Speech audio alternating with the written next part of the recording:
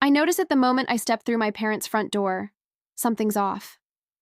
The air feels charged, like the stillness before a thunderstorm. Mom's smile stretches too wide as she takes my coat. Dad's handshake a touch too firm. My sister Autumn practically vibrates with excitement, her eyes darting between our parents with that conspiratorial gleam I've known since childhood. "Sierra, honey, so glad you made it." Mom guides me toward the dining room where Sunday dinner awaits, her hand pressing against my back with unusual insistence. The table looks perfect, of course. Mom's best china, the crystal glasses that only appear for special occasions. A centerpiece of fresh flowers. Whatever this is, they've planned it carefully. I take my usual seat across from Autumn, whose smile reminds me of when she was 8 and knew I was about to step on the whoopee cushion she'd hidden under my chair cushion. Dad carves the roast beef with practiced precision while Mom distributes mashed potatoes, green beans, and those Parker House rolls I've loved since childhood. That's when I spot it. A manila folder tucked beside Dad's plate, its corner peeking out from under his napkin. My stomach tightens. "How's the clinic?" Mom asks, her voice artificially bright. "Still working those crazy hours?" "Business is good." I keep my answer simple, watching Dad's eyes flicker toward the folder. "We've increased our patient load by 20% this quarter." Autumn snorts softly.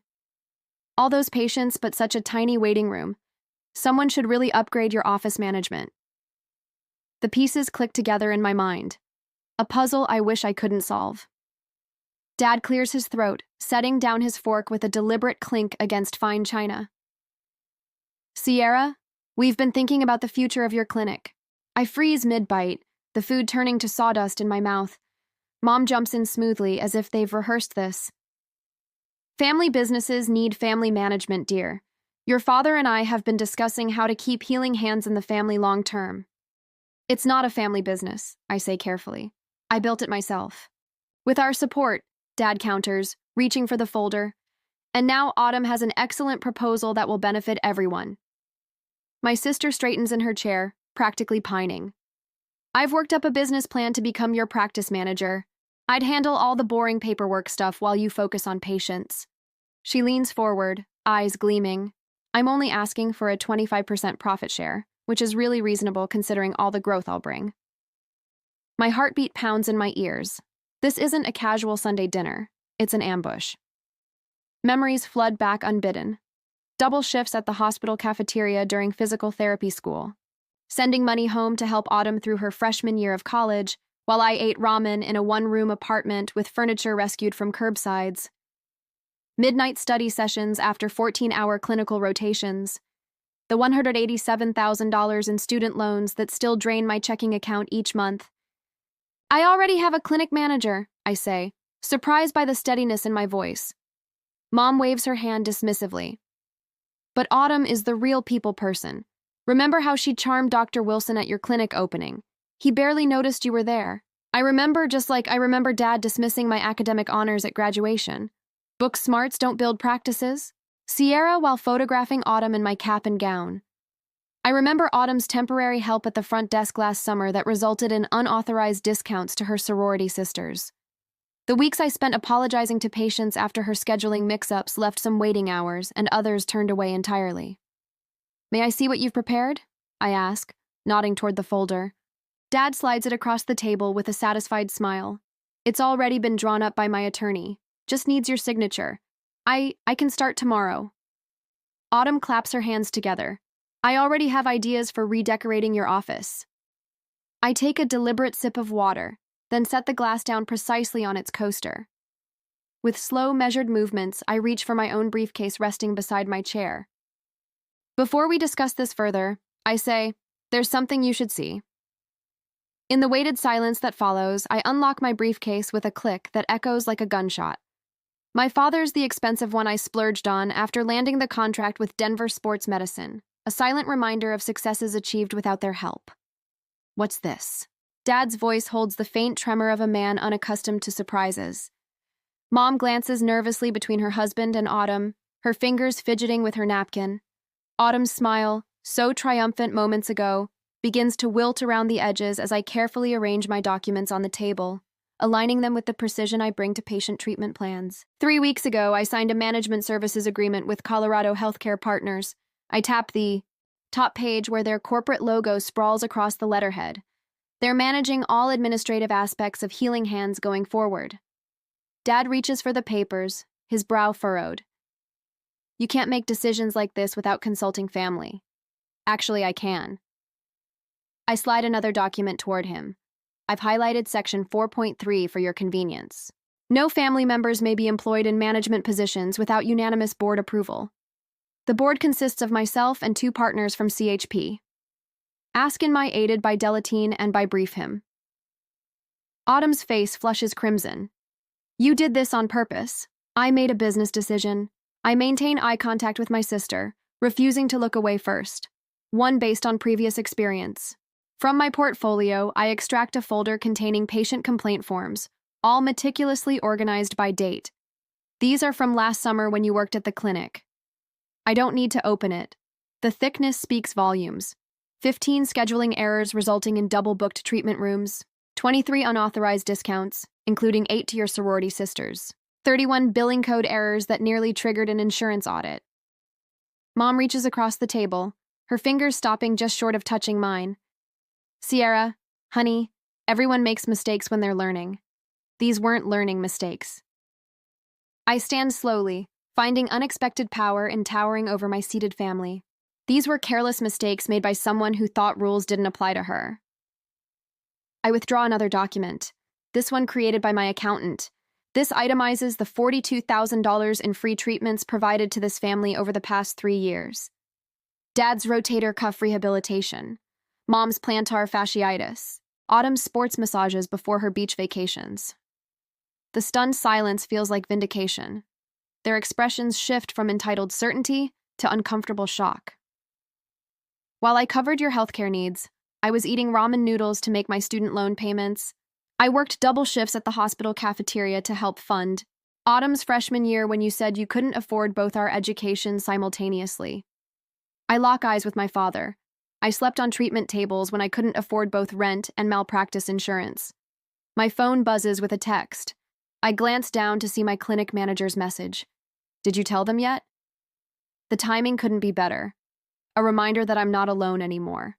My staff witnessed Autumn's summer of chaos, staying late to fix her mistakes while she posted Instagram photos from rooftop happy hours. They know the truth behind the Bennett family dynamics. My mentor warned me years ago that family and business mix like oil and water. I say remembering Dr. Winter's concerned expression when she caught me crying in the supply closet after Dad missed my clinic's grand opening. I should have listened sooner. I gather my documents with deliberate precision, sliding them back into my portfolio in the exact order they'll be needed if this conversation escalates further.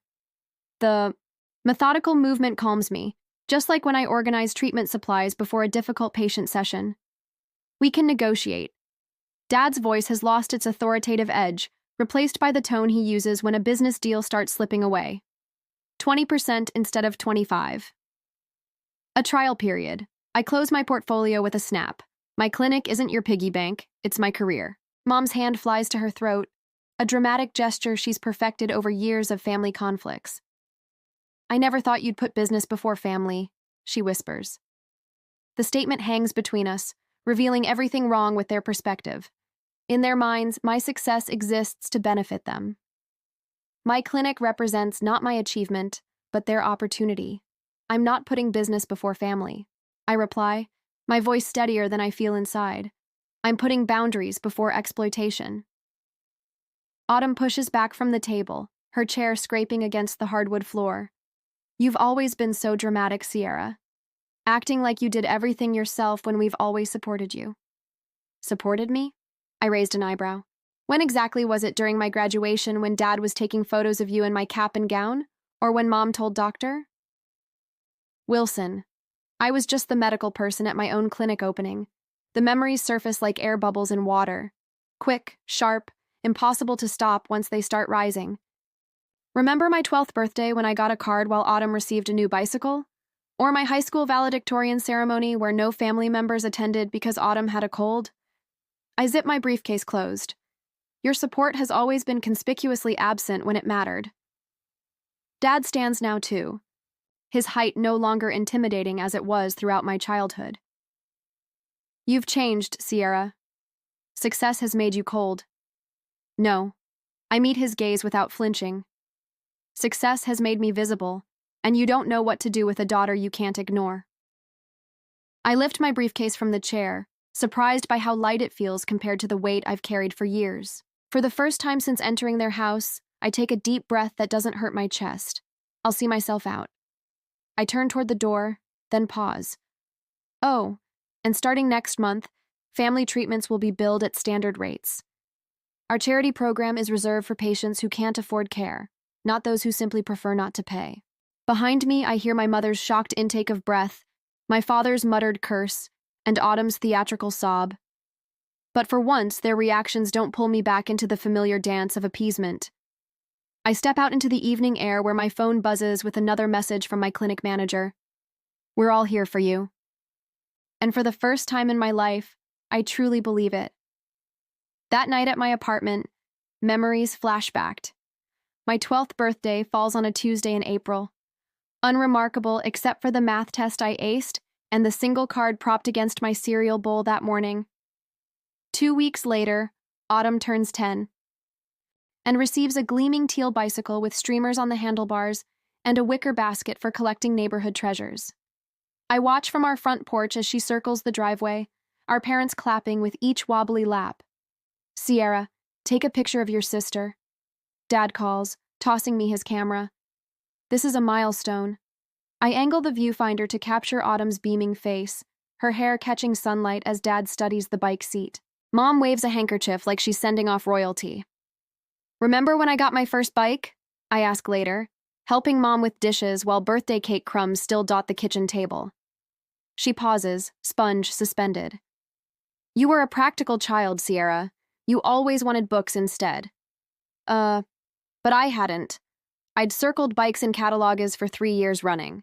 High school graduation brings academic honors, valedictorian, science medal, full academic scholarship to Colorado State. The auditorium buzzes with proud parents clutching bouquets and cameras. Mine arrived 7 minutes after my speech, slipping into back row seats as I returned to mine. Traffic was terrible. Mom whispers when they find me afterward empty-handed. But we're here for Autumn's dance recital tonight. You're coming, right? The pattern repeats through college. My Dean's List certificates arrive by mail at our family home, while I work double shifts at the hospital cafeteria. The envelopes remain sealed on the kitchen counter for weeks. When physical therapy school graduation finally arrives, I stand alone after the ceremony until Autumn waves from across the quad. There you are. She grabs my mortarboard. Dad wants pictures of me in this. You don't mind, right? For 20 minutes, I watch my parents photograph my sister wearing my hard-earned cap, their backs to my honors cords and the diploma case clutched in my hands. Book smarts don't build practices, Sierra, Dad says later, returning my cap without meeting my eyes. 4 years after graduation, I'm hunched over my laptop at midnight. The clinic dark except for my office light. Loan statements glare from the screen. $187,000 remaining. The monthly payments larger than my rent. Meanwhile, I've just transferred $100 to Autumn for her temporary housing crisis following her 4th job change in 2 years. My own apartment remains furnished with roadside rescues, a coffee table with uneven legs, a sofa that smells faintly of previous owners, no matter how much I clean it. The sound of my stomach growling echoes in the empty clinic. The bank manager's voice still rings in my ears from that morning's appointment. Without a cosigner or additional collateral. Miss Bennett, we simply can't approve this business expansion loan. I'd nodded politely, tucking the rejection letter beside the others in my bag, not mentioning that my parents had refused to cosign, but had purchased Autumn a new car the previous month because she needs reliable transportation for interviews.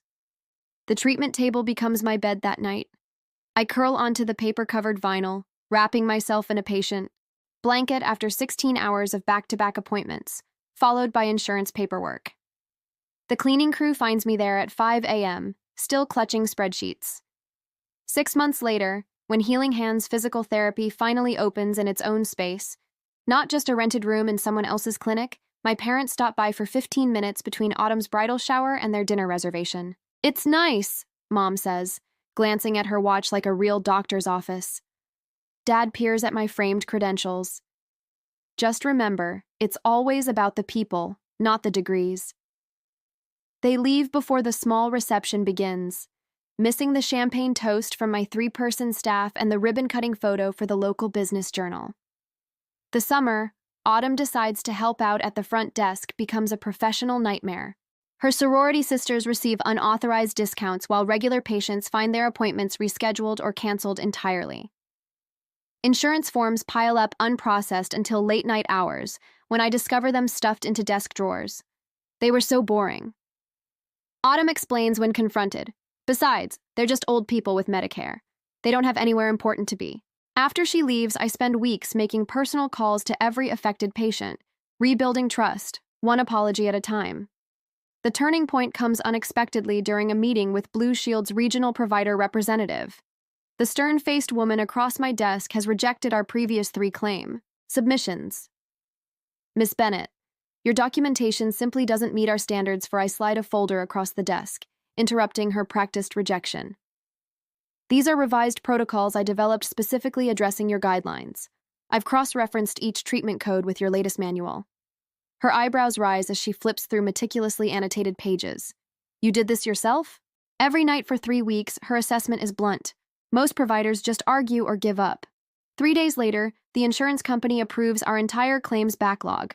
Within months, physician referrals increase as word spreads about our exceptional documentation and outcomes. The first profitable month arrives after 2 grueling years. I stare at the accounting software late one night, verifying the numbers 3 times before allowing myself to believe them. No one is there to celebrate with me. But for once, the silence feels like power rather than abandonment. I realize something profound as I lock up that night. My invisibility has become my superpower. While my family focused on Autumn's charm and social connections, I built something substantial in the shadows. The skills I developed through years of self-reliance, persistence, precision, strategic thinking, now serve as the foundation for my growing business. Ellie Morgan, my clinic manager, proves this theory when she declines a hospital position, offering significantly more money to stay with healing hands. They don't value people like you do, she tells me, tearing up the offer letter. I've worked in healthcare for 30 years, Sierra. What you're building here is special. When Autumn's scheduling disasters create chaos, my staff stays late without complaint, ordering pizza and tackling the backlog together. We've got this, Carlos, my lead therapist, assures me as midnight approaches. You're sisters, interesting, but we're a team. Every Friday morning, our staff meeting begins with each person sharing both challenges and victories from the week. Every voice matters. The cleaning staff included a stark contrast to family gatherings where my input was routinely dismissed or interrupted. The call from Denver Rehabilitation Center's medical director comes on an ordinary Tuesday afternoon. We've been watching your outcomes data to me 2,000 people, she says without preamble. Our orthopedic department wants to discuss a specialized treatment partnership. That evening, we gather in the clinic after hours, not for emergency rescheduling, but for celebration. 9 people now, instead of the original 3, toasting with plastic cups and grocery store cake. To Sierra, Ellie calls out, who saw possibilities while everyone else saw limitations. In the quiet, after everyone leaves, I gently lift my first business license from its frame, tracing the embossed seal with my fingertips. Tomorrow, I'll rehang it in the expanded reception area. A reminder that being overlooked sometimes allows you to build foundations no one expects to stand. 6 weeks after the confrontation at work, my corner office offers a panoramic view of Denver's skyline, though I've positioned my desk to face the treatment floor instead. Through the glass wall, I watch Meredith guide Mrs. Hoffman through her post-stroke exercises. Meredith's patience mirrors what I strive for with every patient, something my family never understood about healing. The contrast between my modest office and our state-of-the-art treatment areas isn't accidental. While patients deserve cutting-edge equipment, I've learned to function perfectly well with a second-hand desk and simple chair. Every dollar saved is reinvested where it counts. I straightened the original Healing Hands therapy sign mounted on my wall, salvaged when we expanded last month from 3 treatment rooms to 15. From me alone to a team of 15 therapists who share my vision of patient-first care. My phone vibrates for the 3rd time today. Mom again. I silence it without looking at the message. It will be like yesterday's and the day before. Just checking in, honey, with a thinly veiled question about clinic operations or subtle mention of Autumn's latest unemployment crisis. The calls increased after I refused their dinner invitations for 6 consecutive weeks. Mom cycles between guilt, we never see you anymore, and false business interest. Have you considered offering discounts to senior communities? Dad attempted to contact my accountant directly last week, thankfully warned by my advance call explaining the situation. Their most desperate move came yesterday when Autumn appeared unannounced during our busiest afternoon, waving a folder of incredible marketing ideas that miraculously required her full-time employment to implement. Mark, my front desk manager, followed protocol exactly, offered her a seat in the waiting room, and called me immediately. I didn't interrupt my patient session.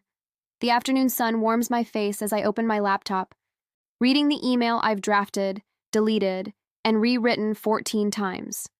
It's measured, precise, and absolutely necessary to my family. As I have already told you, after careful consideration, I'm establishing professional boundaries regarding healing hands therapy. The clinic remains closed to family employment or management input. All treatment services will be built at standard rates. Business discussions are limited to my management team. I remain open to rebuilding our personal relationship separate from my professional life. Sierra. My finger hovers over send as my office door opens. Carol, my clinic manager, appears with 2 steaming mugs. Thought you might need reinforcements, she says, placing a coffee beside my laptop. I saw the social media post. I raise an eyebrow. Carol slides her phone across my desk. There's my mother's Facebook profile featuring a photo from my clinic's opening day 3 years ago. Mom stands beside me, arm around my shoulder. A rare moment of apparent support I now recognize was performative. So proud of my daughter Sierra's vision with healing hands therapy. We've always believed in her healing touch. Proud mama. Family business. The timestamp shows it was posted 20 minutes ago. The hashtag is interesting, Carol says carefully. Family business. The words taste bitter. I click send on my email. They've never paid $1 toward this clinic. Never worked an hour here. Never believed it would succeed until it did. Community's noticing the disconnect. Carol says Dr. Reynolds mentioned it last week when he referred that complex shoulder case. I look up surprised. Said he always sends patients here because you built something genuine, not handed down or gifted. Carol taps my original business license frame. Said he appreciates how you acknowledge your team instead of bragging about your background. The staff meeting last Friday returns to mind where I credited our growth to the team is dedication rather than my own vision. I'd noticed Autumn's friend Kimberly in the waiting room during the meeting. Phone suspiciously angled toward our gathering. Which reminds me, I say, pulling up another email. The scholarship fund is approved starting next semester. We'll support 2 physical therapy students with demonstrated financial need. Carol smiles. Your mother called that wasteful charity when she overheard us discussing it. Exactly why it matters. I stand stretching tired muscles. Any news from the accountant about their latest inquiry? Your father tried charm, then intimidation eventually left when Denise mentioned potential harassment charges. Carol's expression softens. There's something else. She pulls a handwritten note from her pocket. Your mother stopped by during lunch. When I explained you were at the Children's Hospital Clinic, she left this. The envelope bears my name and Mom's perfect cursive. Inside, tear-stained paper contains desperate pleasings and missing my daughter. The final line requests a family meeting to heal old wounds at their house. Naturally, on their terms, my phone chimes with a text from Autumn. Miss you, big sis. Can we talk? Just us. Carol watches me process these latest maneuvers. Your father's letter arrived in yesterday's mail, too. Very formal, suggesting family mediation with his attorney present. I laugh without humor. The tables have turned. Their friends are asking questions.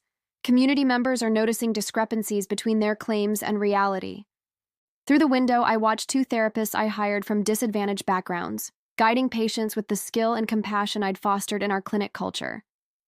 The afternoon sun illuminates our expanded treatment floor built from my vision, my labor, my persistence, despite years of family dismissal. What will you tell them? Carol asks. I place the note in my desk drawer, joining other manipulative family communications I've documented meticulously. When they're ready for a relationship that doesn't involve exploiting my success, I say, I'll listen. Until then, my priority is protecting what I've built. In the waiting room beyond my office, I notice a familiar face, one of Autumn's sorority sisters who received unauthorized discounts last year. Today, she waits patiently, insurance card in hand, respect in her expression where entitlement once lived. The facade is crumbling. Finally, 2 weeks later, the morning air carries the scent of fresh coffee and possibility as I arrive at Cornerstone Cafe 20 minutes early. My chosen battlefield-neutral territory with just enough ambient noise for privacy without isolation. I select a corner table with clear sight lines to both entrances and settle into the chair facing the door. Old habits from years of watching for their approval. I arrange my leather portfolio precisely in front of me, its weight reassuring. Inside rests every text, email, and financial record documenting our entangled history. Evidence collected not with malice, but with the same methodical care I apply to patient treatment plans. Can I get you something while you wait? The barista approaches with a genuine smile. Notepad ready, just black coffee. Thank you. My voice sounds steadier than I feel. The ceramic mug arrives moments later, steam rising like the tension in my chest.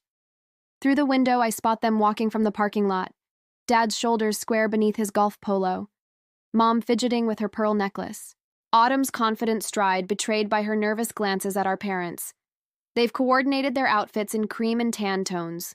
A united front. The bell above the door chimes as they enter. The moment they spot me, their expressions shift subtly. Dad's jaw tightens. Mom's smile freezes. Autumn's eyes narrow at the portfolio before me. Sierra, honey. Mom reaches to hug me, but I remain seated, forcing her to awkwardly pat my shoulder instead. This is cozy. We would have preferred dinner at home, Dad says, settling into the chair opposite mine. Family matters should be discussed privately. This isn't just a family matter. I tap my finger on the portfolio. This concerns my business. Autumn slides into the chair beside Dad, her perfume overwhelming the coffee aroma. We brought muffins from that bakery you like. She pushes a paper bag toward me that I don't touch. A waitress appears, takes their order, and disappears with practiced efficiency. The moment she's gone, Dad leans forward, hands clasped on the table. Blood is thicker than water. Sierra. His voice drops to that authoritative tone he used when I missed curfew at 17. Family stands together, especially in business. Mom reaches across to squeeze my wrist. We've always been proud of you, sweetie, always. Your father and I tell everyone about our brilliant daughter, the doctor. Physical therapist, I correct automatically. Doctor of physical therapy, Autumn adds with surprising accuracy before launching into her rehearsed speech.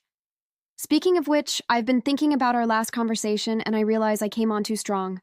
So I've drafted a new proposal. She produces a sleek tablet from her purse, a consulting arrangement instead of management. 3 days a week, better social media presence, corporate client outreach.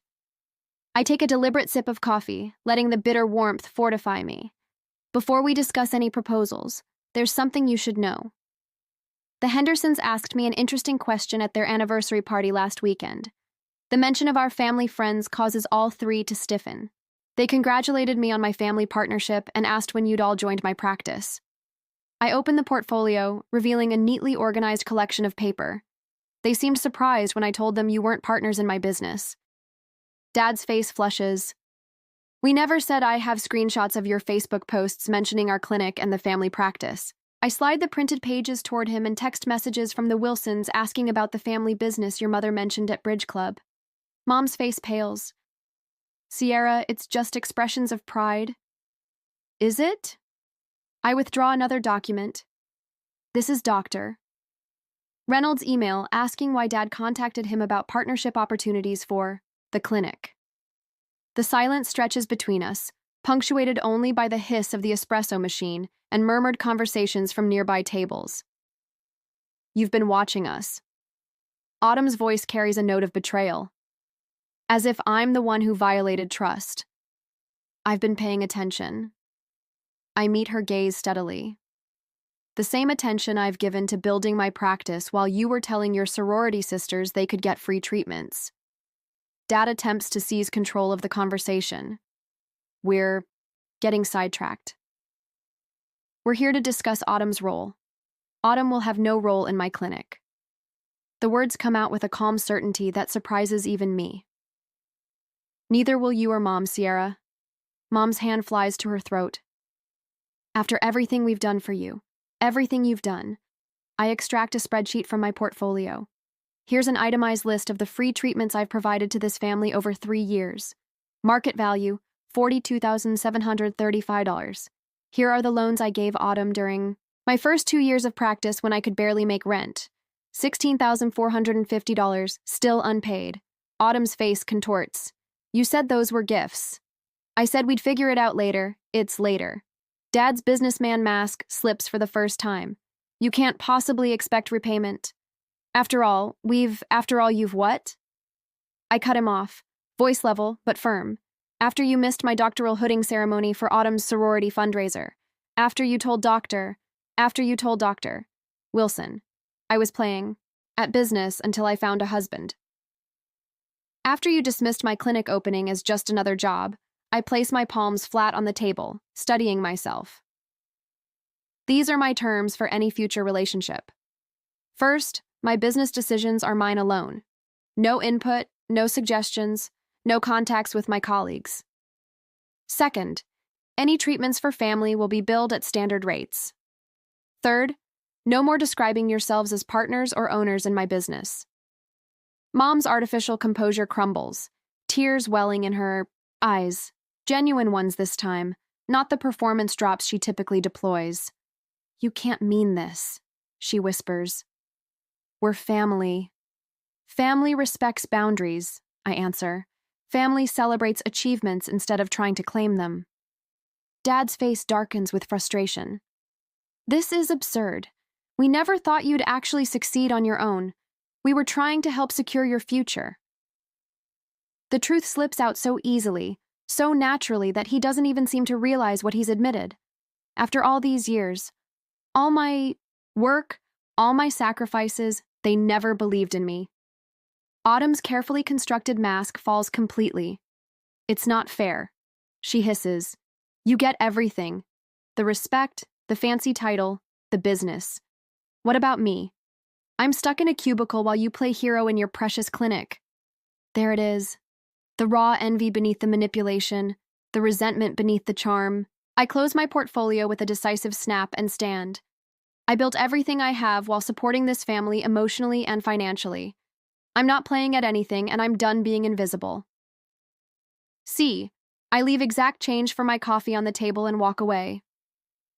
Behind me, I hear Mom's quiet sobs, Dad's harsh whisper to Autumn, the scraping of chairs. But I don't look back. For the first time in my life, I'm moving forward without checking if they approve. The weight of their expectations falls from my shoulders with each step, and I walk into the sunlight, standing taller than when I arrived. I stand at the picture window of my expanded clinic, watching the afternoon light paint golden highlights across the Denver skyline. 1 year has passed since that fateful Sunday dinner, and the view before me mirrors the transformation within. Dr. Bennett, your 3-hour is ready. Melissa, my lead therapist, appears at my side, clipboard in hand. It's Mrs. Abernathy's final session. Perfect timing. I smile, genuine warmth spreading through my chest. The waiting room bustles with activity, a stark contrast to the cramped space where I began. Now patients sit in comfortable chairs beneath framed community service awards that have joined my original business license on the wall. The waiting list for new patients stretches 2 months out, a testament to the reputation we've built. Mrs. Abernathy, an elderly woman with bright eyes and a spine curved from decades of hard work, beams as I enter the treatment room. There she is, she announces to no one in particular.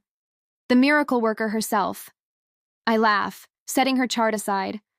The miracle was your dedication to the home exercises. Nonsense. She waves a weathered hand. My grandson says, "You're the best in Denver." And that boy researches everything. As I guide Mrs. Abernathy through her final stretches, I catch my reflection in the treatment room mirror. The tight shoulders and defensive posture that once characterized my stance have softened. I stand taller now, grounded in my worth. Later, I welcome 3 new graduates to my mentorship program. They gather around the conference table, eyes bright with the same determination that once fueled my midnight study sessions. The most important thing I can teach you isn't a technique, I tell them, perching on the edge of the table. It's knowing your value. In this profession, you'll give constantly. Make sure what you're giving is respected. After they leave, I review the latest figures for our pro bono program serving underserved patients. The initiative now comprises 15% of our practice, a percentage that would have terrified me last year, but now fills me with purpose. My phone buzzes with a text from Leah, my closest friend and leader of our professional women's support group. Ready for tonight? Your turn to share. A flutter of nervousness dances through my stomach. Tonight marks the first time I'll publicly share my full journey. Family struggles included. The thought both terrifies and liberates me. Before leaving, I check my personal email. Mom has sent photos of her volunteer work at the community garden. Her third message this week that doesn't demand anything from me. Small steps, but genuine ones. Dad's name remains absent from the sender list. Some wounds need more time than others. A separate email contains a job announcement from Autumn. Her first position at a corporate office with no connection to my clinic. The message lacks her usual excessive exclamation points, a subtle sign of her growing independence. The evening sun casts long shadows as I arrive at Leah's home for our monthly dinner. Unlike my parents' dining room with its oppressive formality, this space hums with authentic conversation. My chosen family of colleagues and friends pass dishes family style, their laughter a healing balm to Sierra. Melissa raises her glass. Who taught us all that standing your ground isn't selfish, it's necessary? As applause ripples around the table, I think of the scholarship I've established for PT students from challenging backgrounds, the boundary-setting workshop I'll lead next month, and tomorrow's launch of our specialized vestibular rehabilitation program. When dinner concludes, I step onto Leah's back porch. The mountains rise majestically against the horizon, steadfast and immovable, much like the boundaries I've learned to maintain. You look peaceful, Leah says, joining me. I am. I breathe deeply. I finally understand that I can heal my patients without sacrificing myself in the process. Tomorrow, I'll treat an elderly man with the same care I once lavished on family members who took without gratitude. The difference is, he'll look me in the eye and say, "Thank you," and I'll know I've been seen. To the mountains, and I heal people who value the healing.